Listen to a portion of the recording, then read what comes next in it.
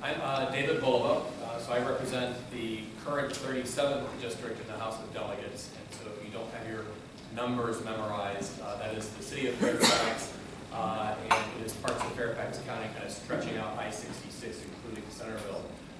With redistricting, I'm running in the new 11th House district, which is still the city of Fairfax. It's George Mason, it's kind of your Fair Oaks area, and Oakton. So I lost my western flank, but I still have one Sully precinct left. So that's a difficult run. So glad to still have a little bit of a foothold in the Sully district family. So anyways, really glad to be here.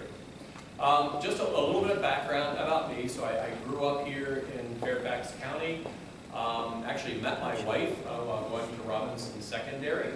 Actually our 30th wedding anniversary is coming up on October 9th. And so we decided that we wanted to move back to Fairfax County after college and raise our family. And so we've got two older kids who went to Fairfax County Public Schools, and then we have a 10th grader who is also going to Robinson Secondary. So it's nice to have two generations of Rams in the household. One of the beauties of the General Assembly is that it is part-time. I think Jefferson was very smart to set it up that way because it's not full-time. We don't rely on it for our income, and we all bring really great experiences and backgrounds from our professional areas. And so for me, I work for an engineering and environmental consulting firm specializing in stormwater management and Chesapeake Bay restoration. I love public service. My wife and I are very passionate about it. We got our start working in Scouts, coaching youth sports, just really kind of getting involved in our neighborhood. My wife and I were co-chairs of our National Night Out Against Crime program for 7 years.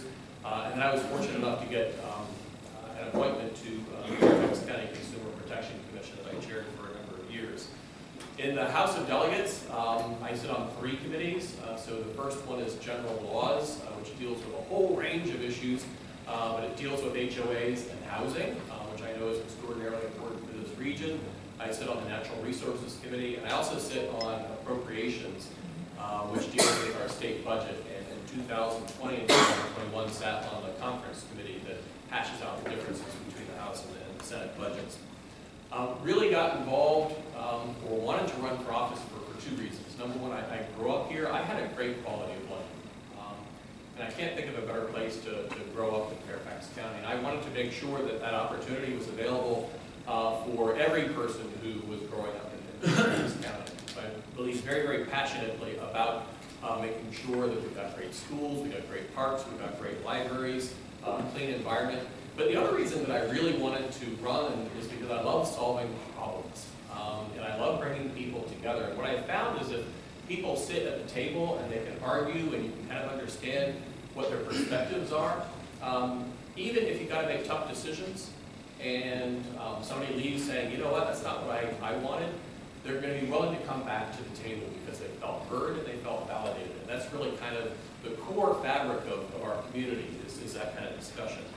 So in the General Assembly, I focused on a couple of different things. Just wanted to highlight a few of them. So one is the environment. Number one, is extraordinarily important to our economy, but it's also something that we have a moral obligation in order to leave a legacy of a cleaner planet to our children.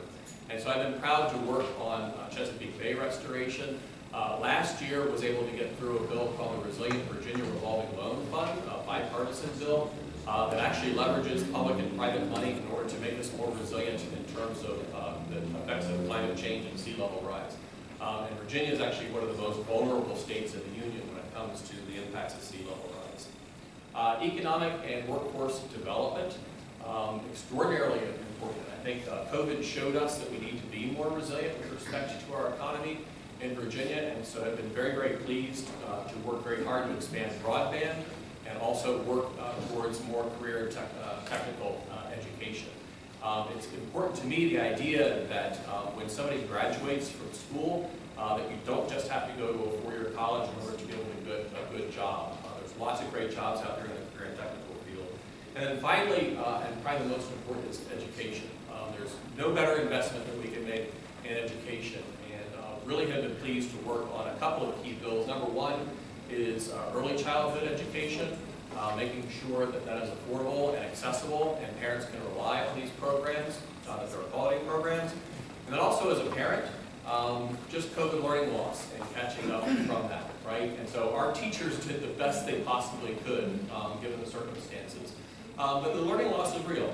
My son went through middle school virtually, and so I was very pleased to be the chief co-patron of the Virginia Literacy Act, which is really focusing resources on reading and teaching specialists. So just to wrap up, kind of like my final two real priorities. Number one is housing affordability. I hope somebody asks some questions about what we can do to make that happen in Virginia, but also campaign finance reform. It has gotten way too expensive for people to run for office here in Virginia. Part of that is that we are the Wild West when it comes to campaign contributions. We're one of the few states where you have unlimited ability to write a check for that. And I've been very pleased to introduce legislation. We'll continue to put in legislation in order to be able to put campaign capital in. So anyway, thank you so much.